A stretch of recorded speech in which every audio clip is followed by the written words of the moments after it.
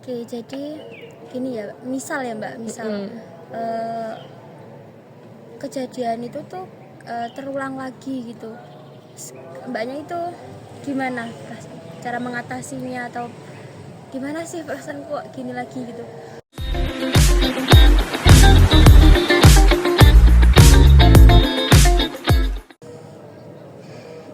Assalamualaikum warahmatullahi wabarakatuh.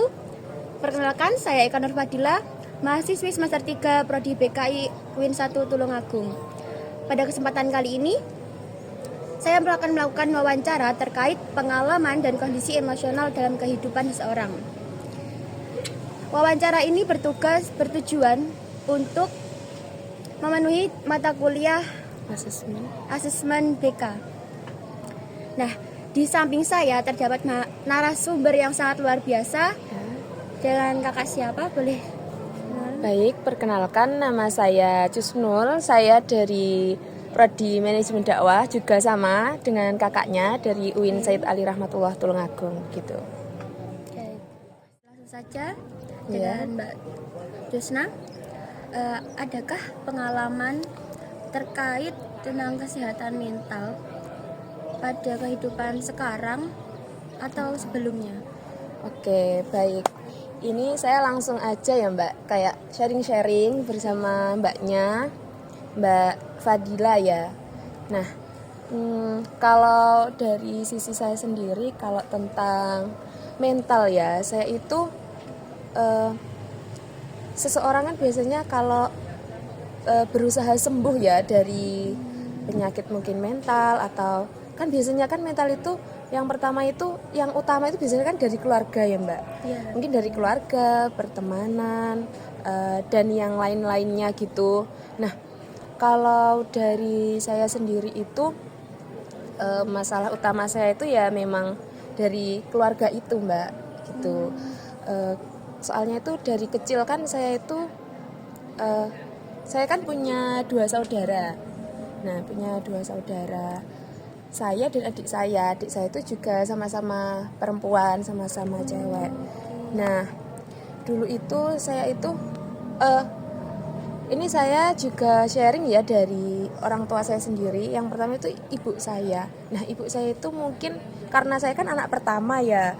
Nah, mungkin kalau seorang ibu itu kan pasti belajar, kayak masih pertama kali belajar menjadi seorang ibu, dan saya kan sebagai anak pertama itu kan pasti kita itu di dalamnya itu kayak ini ibu kita itu masih belajar menjadi seorang ibu gitu. Jadi kita kan kalau seluruh apa yang dilakukan apa yang diperlakukan ibu ke kita itu kan ya itu semata-mata dia belajar gitu. Nah, saya itu juga ketika kelas 3 SD dan adik saya itu umur 4 tahun mungkin. Nah, di situ tuh saya tuh sudah ditinggal oleh salah satu orang tua saya, yaitu ayah saya sendiri. Nah, jadi kan di situ ibu saya itu sebagai tulang punggung keluarga ya, Mbak.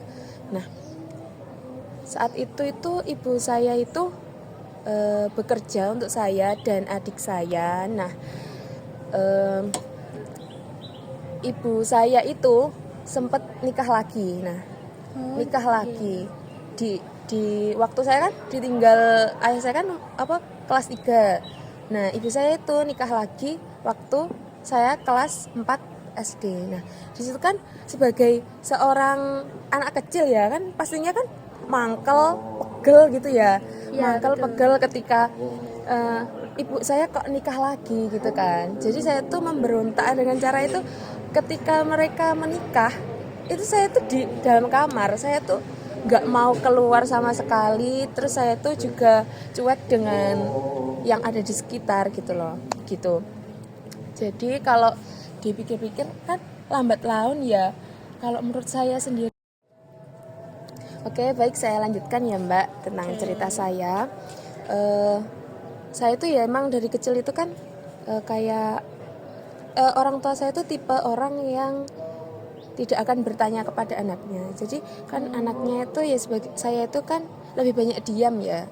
Nah, saya itu selama mulai SD, MTS, SMA, saya itu juga pernah memberontak kepada ibu saya itu ketika saya SMA. Nah, kan saya kan juga punya adik lagi setelah ibu saya menikah tadi, laki-laki. Nah, itu saya itu pernah suatu saat itu saya memberontak. Karena apa? Saya itu merasa kayak saya itu dulu kan waktu umur 4 tahun udah punya adik. Jadi saya itu dituntut untuk mandiri. Sedangkan adik saya itu apa-apa itu ya ibu saya gitu lah, adik saya yang perempuan. Nah, setelah itu ketika jadi kan saya kan MI ya dulu. MI itu full saya sendiri yang itu ngurusi diri saya sendiri gitu loh. Terus waktu MTS itu, nah waktu MTS mau kelas 1 MTS itu ibu saya itu melahirkan adik terakhir saya itu.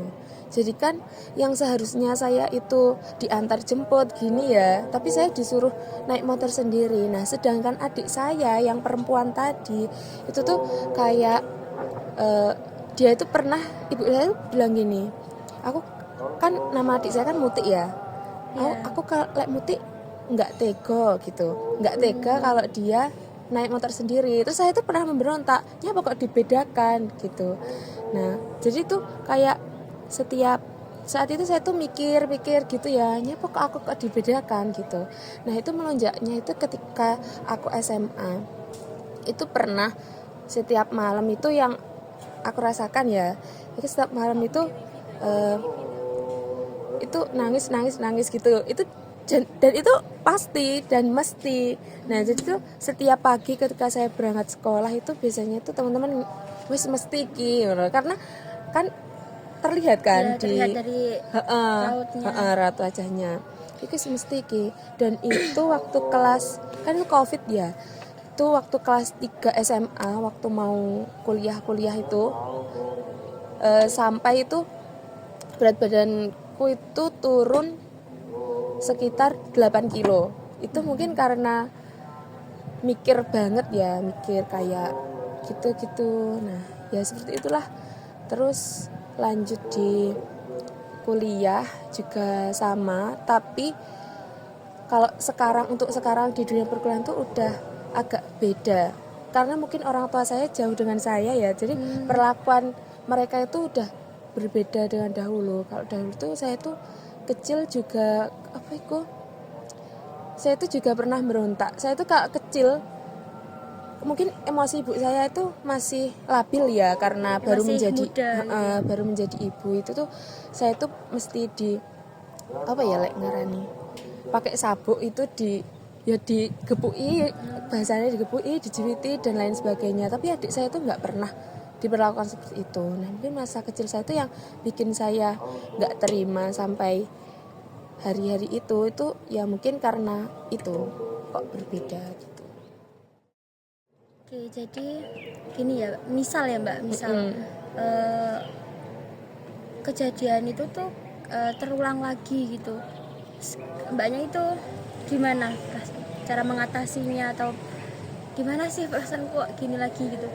Kalau untuk umur saat ini ya, kalau sesuatu itu terulang lagi kan pastinya kalau saya sendiri tuh menilai diri saya tuh saya sudah lebih baik dari dulu-dulu. Kalau dulu-dulu saya itu sering berontak gini-gini. Kalau untuk sekarang itu saya itu lebih banyak legowonya, lebih banyak menerima perlakuan seperti itu, dan saya itu lebih mikir perjuangan ibu saya dulu. Jadi kalau saya itu teringat kesalahan orang tua saya itu pasti ingat juga perjuangan mereka. Jadi saya itu kalau mau marah, kalau mau memberontak itu saya urungkan, karena ibu saya itu perjuangannya itu lebih banyak daripada itu begitu kalau untuk saat ini gitu.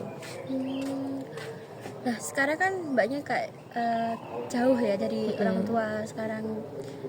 Itu kalau jauh gini tuh perasaannya lega, ada leganya gitu nggak? Kalau untuk semester awal dulu ya, semester 1 2 itu aku itu lebih suka, kan dulu ngekos, lebih suka di kos. Jadi saya tuh jarang banget pulang karena kayak jibek lah masalah rumah gitu ya. Kalau di rumah itu biasanya orang tua juga ya bertengkar dan lain-lain sebagainya gitu kan. Tapi di akhir-akhir semester ini, mulai semester 4 5 itu saya tuh rasanya kayak pengen gitu pulang, pengen banget pulang, kayak lagi lagi ya Pak? Lagi merasakan apa itu, ibu saya tuh udah berbeda, keluarga saya udah berbeda itu semester ini gitu. Oke, jadi begitu ya Mbak ya. Mm. Nah, kalau gini ya Mbak, ada gak sih kayak suatu hal sebagai pengalian tentang perasaan yang Mbak rasakan selama ini tuh?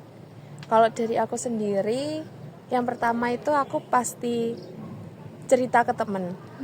Nah, tapi kalau untuk melupakan itu, aku juga melakukan aktivitas yang apa itu kayak main sama teman, gini-gini. Kan aku sering di luar ya, sering di luar main sama teman. Jadi itu kayak kalau udah sama temen ya udah have fun gitu. Itu cara melupakan tuh begitu. Kalau di rumah itu mungkin yang aku lakukan itu main game ML biasanya. Nah itu apa itu kayak untuk melupakan itu semua itu ya main gitu sama teman-teman kan, bisa mabar sama teman-teman dan lainnya gitu. Kalau untuk aku ya paling sering itu sih keluar sama teman, main sama teman. Kalau enggak ya di game itu udah Oke. gitu. Itu tadi ya. Oke, mungkin udah cukup kali ini wawancaranya sampai Ya. sini. Terima kasih Mbak atas Terima kasih juga, sama-sama. Makasih. kerjasamanya. Dan kita akhiri sesi wawancara kali ini. Wassalamualaikum warahmatullahi wabarakatuh. Waalaikumsalam warahmatullahi wabarakatuh.